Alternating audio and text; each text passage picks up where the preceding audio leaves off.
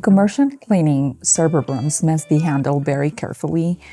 These rooms contain important and expensive equipment. If they are cleaned in the wrong way, it can cause damage or overheating or even system shutdowns.